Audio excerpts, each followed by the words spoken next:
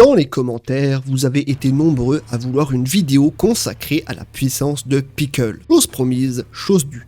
N'oubliez pas de liker si vous aimez ce genre de vidéo, de vous abonner si c'est pas déjà fait, et aussi de me proposer un personnage ou une série que vous aimeriez voir sur la chaîne. C'est parti. Déjà, on va commencer par décrire ce bestiau dont la taille est décrite aux alentours de 2,43 m quand même. Ce n'est pas rien, et voici une petite comparaison de ce que ça donne avec un homme de taille moyenne. Baki, en le voyant apparaître, le reconnaîtra instantanément comme quelqu'un de plus que fort. Sa bestialité est par ailleurs tellement prononcée qu'il sautera directement sur la jeune femme qui l'interviewera, ignorant sensiblement les coups des militaires qui le frapperont au visage pour le dégager de là. Rien de surprenant quand on sait qu'il a vécu durant l'ère jurassique et qu'il s'est régulièrement confronté aux dinosaures, le temps ayant gelé son combat contre un T-Rex. Même la curiosité du grand Yujiro sera attisée au point de mettre un gros coup de pression aux soldats qui garderont la base où il est retenu, ainsi que Kaioretsu et plein d'autres combattants qui entreront tous par effraction pour voir la bête de plus près. L'ogre sera le premier d'entre tous à le confronter dans une sorte de bras de fer, ou point de fer en l'occurrence, qui fera office de preuve tangible de la puissance incommensurable de l'homme des cavernes qui parviendra à surprendre la créature la plus redoutable de la Terre. Les deux challengers ayant fait une égalité à ce moment-là, mais rien de très concluant puisqu'il ne s'agira que d'une démonstration sans suite. Son odorat est par ailleurs si développé qu'il peut sentir la chair du T-Rex alors qu'il est conservé dans une autre pièce.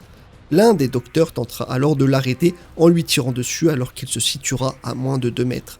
Mais la vitesse phénoménale de Pickle lui permettra d'apparaître dans son dos.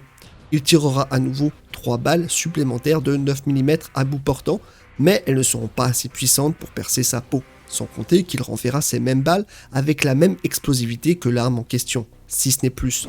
Peu après, il détruira un énorme mur pour sortir et retournera une voiture de police sans aucune difficulté.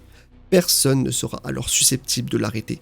L'armée fera ainsi appel à une énorme machine pour le tester, mais n'aura pas la moindre chance face à lui, ni l'armée par ailleurs. Seulement, si on avance un peu plus dans le futur, un immense animal va s'opposer à lui. Un tigre de Sibérie de près de 500 kg et de 4 mètres de longueur.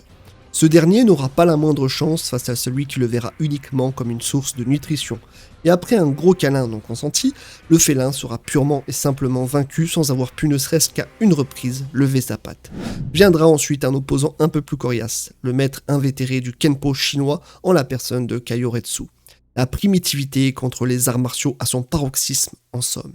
La première chose qui ressort de son combat, c'est l'explosivité de Pickle, qui d'un mouvement ample de ses mains a été en mesure de soulever une épaisse couche de sable, projetant par ailleurs son adversaire à l'autre bout de l'arène. L'affrontement sera toutefois un peu plus rude que prévu pour celui doté de cette force extraordinaire. Pendant le match, il est précisé que son cerveau a été secoué plusieurs milliers de fois. Inutile de vous dire que c'est normalement la mort assurée. Mais du fait qu'il a des os très durs, cela ne l'a pour ainsi dire quasi pas du tout affecté. Il parviendra alors à se ressaisir et à plier le corps de Kaio, causant un choc si grand à celui-ci qu'il perdra connaissance. Suite à ça, il mangera une partie de sa clavicule comme s'il dévorait un hamburger, ainsi qu'un morceau de son épaule avec une extrême facilité. Oui, il ne fait aucune distinction entre ses proies habituelles qu'il a eu l'habitude de dévorer vivant. Kaio aura beau essayer de s'en remettre, il ne parviendra pas à surpasser la puissance brute du monstre, bien trop élevée. Il en viendra même à abandonner sa fierté en tant qu'artiste en tentant une technique plus rustique, mais le corps du colosse ne bougera pas d'un pouce, impassible devant la multitude de coups qu'il encaissera. Le combat prendra néanmoins une autre tournure quand il se ressaisira, confiant en ses 4000 ans d'existence du Kenpo en un enchaînement incroyable qui lui portera un énorme choc au cou. Ce sera néanmoins insuffisant, puisqu'on apprendra que la structure de son cou est très différente de la normale comparée à celui d'un taureau dont la principale caractéristique est de supporter tout le poids de ses charges. D'un saut de plusieurs mètres de hauteur, il se relèvera, décrit à ce moment comme un anti-bipède, ou plutôt un anti-humain. Prenant ensuite la posture d'un lion, sa vitesse sera si phénoménale qu'il dépassera la vitesse du son, rendant sa position imperceptible tandis qu'il projettera le maître au travers du couloir. Pour fêter sa victoire, il mangera alors la jambe de son adversaire. Il réussira par la suite à s'évader dans l'endroit où il était captif, alors qu'il était pourtant retenu par une immense porte blindée que seul Yujiro avait réussi à défoncer. Quand il sera libre, il se fera ensuite percuter par un camion qui laissera une énorme trace du corps de l'homme. Pas de chance pour le conducteur, il s'en relèvera très vite. Considérant alors cette chose comme un ennemi, il passera aussitôt à l'attaque, déformant cette énorme masse de ferraille comme si de rien n'était. Il arrivera tout aussi bien à la soulever et à déchirer la benne pour aller se sustenter, la bête ayant senti la viande qui était préservée à l'intérieur. D'après les informations, il aurait englouti près de 54 kg de viande. En comparaison, un lion adulte se nourrit de 7 kg de viande par jour. C'est pas rien, c'est le moins qu'on puisse dire. Le prochain à tenter sa chance sera Hanayama, le chef des Yakuza, plutôt bien bâti lui aussi. Pickle le verra comme étant sensiblement très proche des Triceratops qu'il affrontait à l'époque, de par la faculté de l'homme à rester fort sur ses appuis. Ils seront néanmoins interrompus par Baki qui verra la parfaite représentation de ce qui se fait de mieux dans ce corps aux nombreuses fonctionnalités. Il parviendra même à le désorienter avec une technique d'aïkido qu'il n'a appris que très récemment, maîtrisant déjà les bases de cet art, soulignant le fait qu'il apprend donc très vite, en tout cas en ce qui concerne le combat. Les deux hommes commenceront à s'échanger quelques coups, le géant réussissant l'exploit de faire voltiger l'adolescent contre les gradins tout en lui faisant perdre connaissance, et ce d'un seul coup. Par la suite, c'est Katsumi qui prendra le relais, un autre expert du karaté qui a appris une technique des plus mortelles et qui permet de frapper aussi fort et rapidement qu'un fouet, cela par la composition de sa structure osseuse qu'il s'imagine comme telle. D'ailleurs, Pickle verra ça comme s'il s'agissait de la partie de son ennemi le plus fort, la queue d'un T-Rex. Leur combat sera si intense qu'il créera des ondes de choc si fortes que le public y sera sensible. S'il allait en sa défaveur au départ, à cause de la sévérité de la douleur qu'il ressent, la main de Katsumi sera néanmoins complètement détruite après ce coup, un sacrifice nécessaire pour le mettre à genoux. Avec ses coups puissants, variés et rapides, il arrivera à le mettre à terre à plusieurs reprises, quand bien même il subira tout de même de sévères lésions. Le professeur Payne notera à ce moment-là qu'il a dépassé le mur du son. En dépit de ses efforts, ça ne suffira toutefois pas à atteindre l'endurance et la résistance de Pickle, qui s'en relèvera très vite, une nouvelle fois prêt à passer à table. Le karatéka usera de son ultime recours pour essayer de s'en débarrasser, mais en subira le prix fort. S'il pensait l'avoir défait, il se trouve que Pickle piquait juste un somme, juste parce qu'il en avait envie. Le docteur expliquant qu'il considère ne plus avoir à craindre d'un adversaire aux portes de la mort et qu'il attend son prochain prédateur. Répondant à l'appel de celui qu'il doit respecter pour sa bravoure, il s'emparera de son bras comme récompense. Son prochain combat aura lieu contre un personnage que beaucoup d'entre vous apprécient comme j'ai pu le remarquer dans les commentaires. Pour cette raison, il sera probablement le sujet de la prochaine vidéo consacrée à Baki. Mais revenons à nos moutons avec ce combat qui oppose ces deux grands gaillards, avec Jack Hanma donc.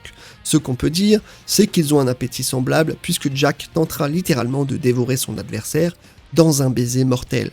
Pas de chance pour lui, Pickle en a dévoré de plus massifs, si bien qu'il lui arrachera la moitié du visage. Jack se relèvera néanmoins pour lui porter un énorme coup, bien qu'il ne sera toujours pas en mesure de lui secouer le cerveau. Il sera toutefois le premier à lui faire subir de vrais dégâts, notamment en lui arrachant une oreille. Mike Tyson, si tu me regardes, on pense à toi. Cette action le poussera à devenir encore plus effrayant qu'il ne l'était. Il deviendra si rapide et si fort qu'il évitera le coup le plus rapide de Jack en se jetant de 10 mètres en arrière et en revenant à sa position initiale, donnant l'impression qu'il n'a pas bougé. C'est principalement pour cette raison qu'il arriverait à vaincre de puissants dinosaures, parce qu'ils étaient plus lents que lui. Pour la première fois de sa vie, Jack en viendra à implorer les dieux alors qu'il a toujours compté sur son physique. L'échange se soldera alors une fois de plus par la victoire écrasante de l'homme primitif. Bien qu'il voudra prendre sa revanche un peu plus tôt, l'issue sera la même. Sa puissance étant telle qu'il fera tourner le corps de Jack plusieurs fois avant d'atterrir sur le sol.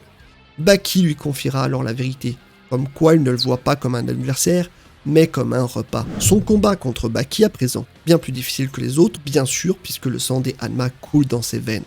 Alors que le garçon sera accroché à lui, il fera un bond de plusieurs mètres pour aller au sommet du stade et se jeter dans le vide. Plutôt radical, puisqu'ils resteront inconscients durant quelques secondes, et Pickle tombera même à genoux. Baki arrivera par ailleurs à secouer son cerveau grâce à une technique qui lui fera donc perdre l'équilibre. Il s'en remettra toutefois assez vite. Pickle a été également en mesure de faire un saut de plusieurs mètres et d'atterrir en toute sécurité sur ses deux jambes à une vitesse incroyable.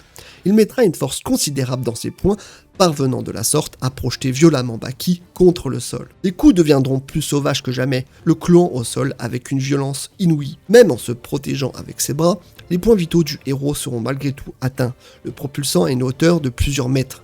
Il sera également suggéré que Pickle puisse être un descendant de Yujiro, ou en tout cas d'un Hanma à cause de leur posture similaire. Nous apprenons plus tard qu'il a réussi l'exploit d'ouvrir la gueule d'un T-Rex et qu'il a survécu à ça. Alors je ne suis pas paléontologue, mais ce n'est pas trop s'avancer que de prétendre que la pression qu'est capable d'exercer une telle mâchoire est de plusieurs tonnes par centimètre carré. Il est aussi montré qu'il peut déplacer ses articulations pour gagner de nouveaux atouts. Pour faire simple, cette nouvelle forme, puisque c'en est une, procure les mêmes effets que le Demon Back de la lignée Hanma, augmentant considérablement sa force déjà exceptionnelle. Après ça, le match prendra une autre dimension, déclenchant un nouveau combat digne de deux titans qui donneront tout pour leur vie, mais qui se soldera contre toute attente par la victoire de l'homme des cavernes. Nous ne le reverrons alors que beaucoup plus tard, et nous assisterons une fois de plus à des capacités extraordinaires, nous dévoilant combien ses sens sont surdéveloppés. Il arrivera en effet à percevoir le combat entre Baki et Yujiro alors qu'il se situe pourtant à 13 km de sa position, soulignant plus que jamais ses facultés surhumaines.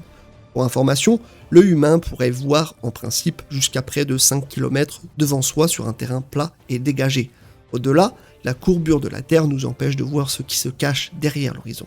Ça tient donc plus d'un super pouvoir qu'autre chose, mais comme tout dans l'univers de Baki.